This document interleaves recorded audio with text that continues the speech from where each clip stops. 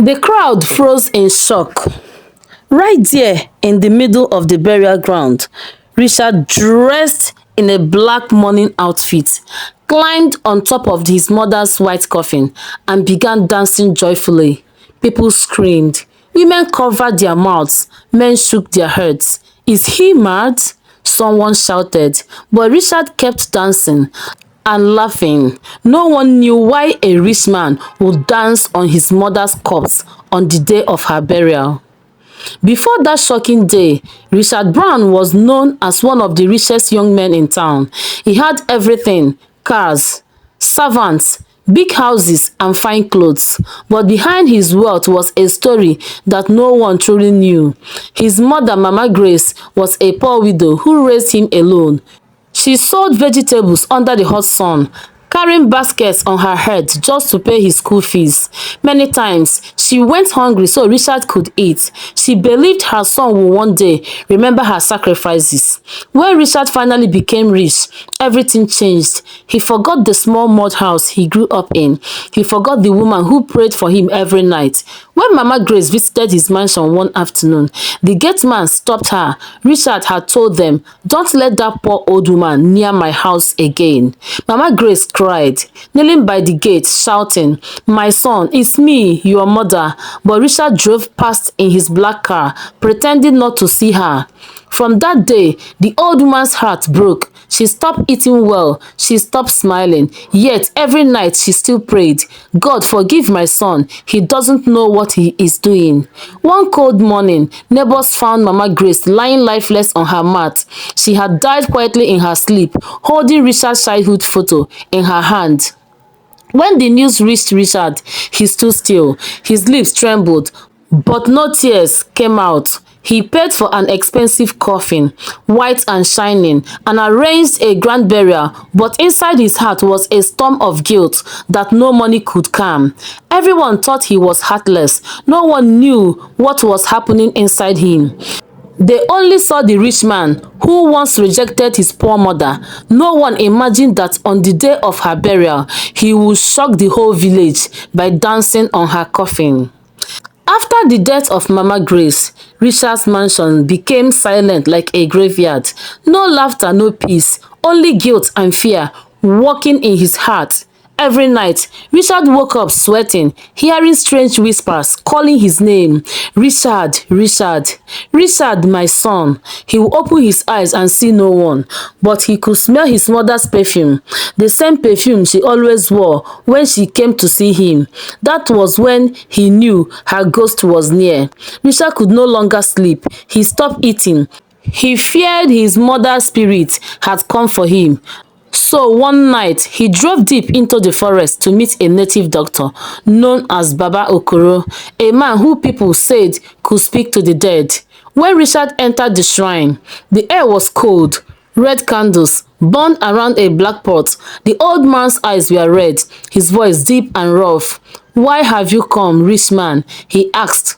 Richard fell to his knees and said, "Baba, my mother's ghost is after me. I hear her voice. I feel her eyes on me. I am not at peace."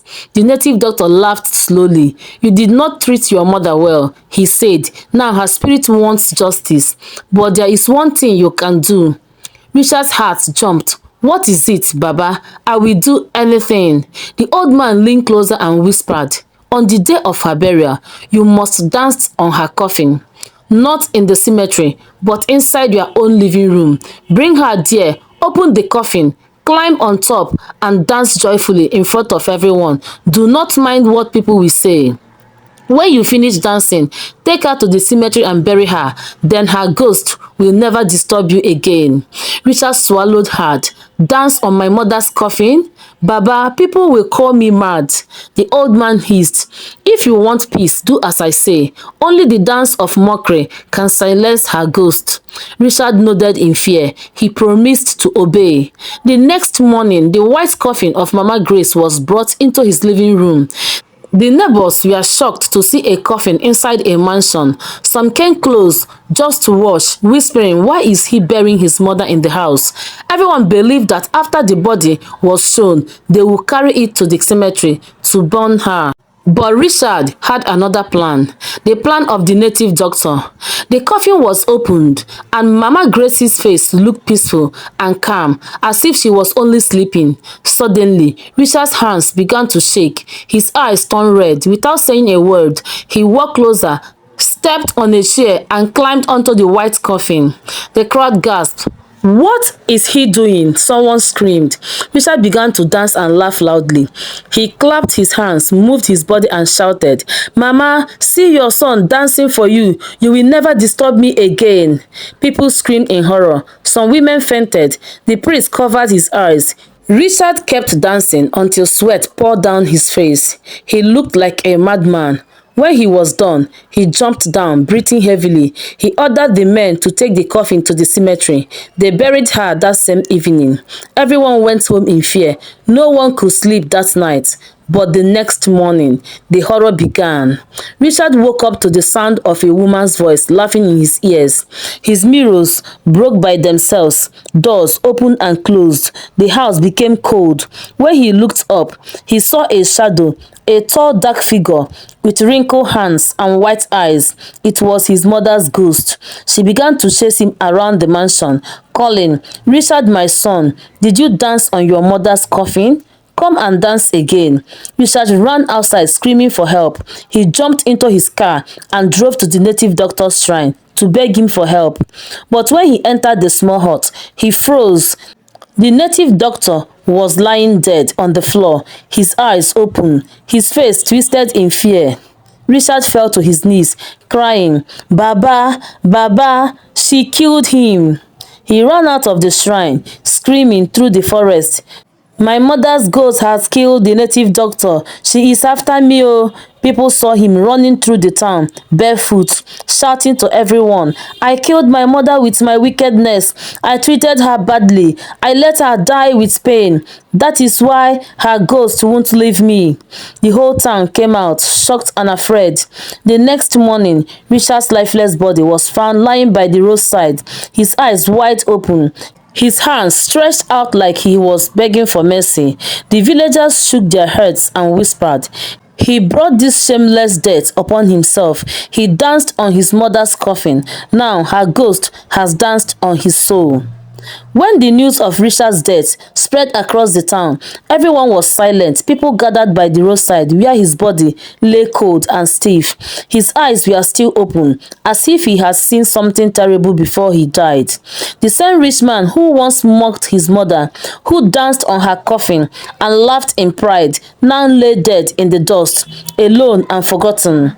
The villagers shook their heads and said, "He danced on his mother's coffin, and now death has danced on him."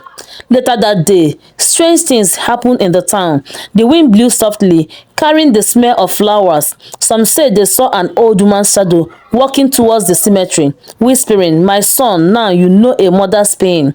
After that, peace returned. The ghost of Mama Grace was never seen again. Her son's mansion was locked and left empty. People who passed by said they could still hear faint music from inside, the sound of a coffin creaking and footsteps dancing slowly above it. And so the proud man who mocked his own mother learned too late that a mother's curse is stronger than gold, and a mother's tears can cry from the grave. Moral lessons: never mock or look down on your parents. The blessings of life come from their prayers. A parent's pain can follow a child to the grave. No native doctor can stop the voice of a crying mother spirit. Love your mother while she is alive. When she's gone, her silence will speak louder than her words. The hands that once fed you can also rise against you when you forget them. Thank you, my dear viewers, for watching this emotional and shocking story. If this story touched your heart, please subscribe to my channel, like, comment and share with others so that more people will learn never to take their parents for granted. Your support helps us tell more powerful stories filled with life lessons, emotions and truth. Stay connected, stay blessed, and don't forget, a mother's love is priceless. Subscribe now and be part of this family that shares stories with meaning and power. Stick with this channel for more deep emotional stories that will touch your soul.